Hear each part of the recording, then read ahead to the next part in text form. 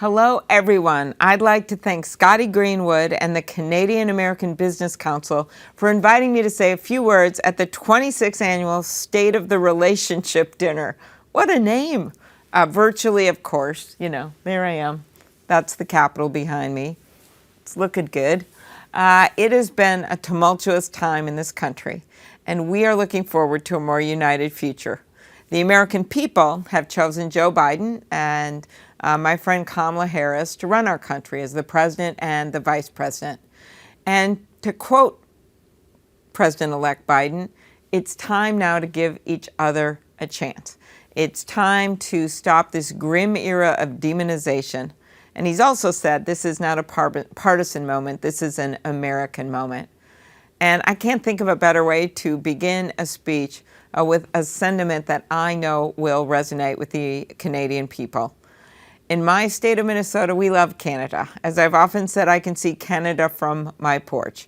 And let me be clear, we couldn't ask for a better neighbor. Over the years, we've worked together to tackle a wide range of issues, from trade to protecting our environment to helping create one of the most successful military alliances in history. Trade's pretty important, and not like I'm counting, but I may have been the first presidential candidate on that debate stage way back that stood up to support the USMCA. I was so glad that we worked together on that as head of the Canadian American Parliamentarian Group, along with Senator Mike Crapo, Republican of Idaho. We've been working on these issues for many years that unite our two countries, and I'm looking forward to doing more.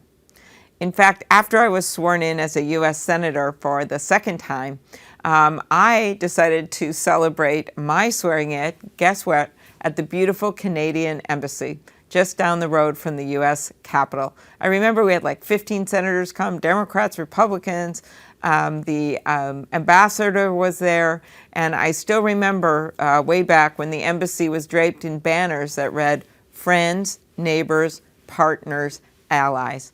I think that says it all, and it certainly was the sentiment that I felt when I attended the Canadian dinner with President Obama hosted with Prime Minister Trudeau.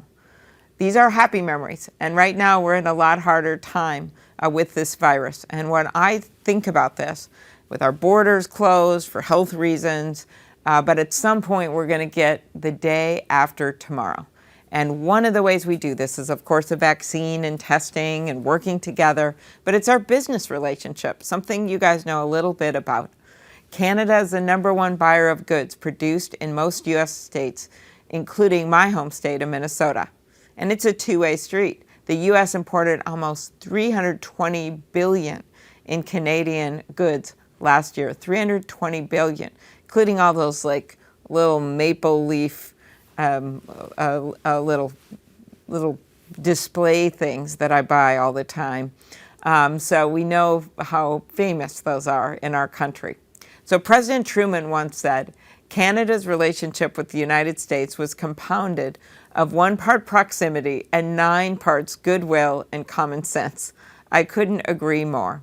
So in the spirit of goodwill, common sense, and of course unity, I hope you will join me in raising a glass. Okay, so, we got some budget cuts in the Senate, so I have a feeling that everyone at home might be drinking better stuff. But what I've got here is some Senate water in a glass. So here's to you. You've earned it. I cannot wait to see you in person very soon. Thank you, everyone.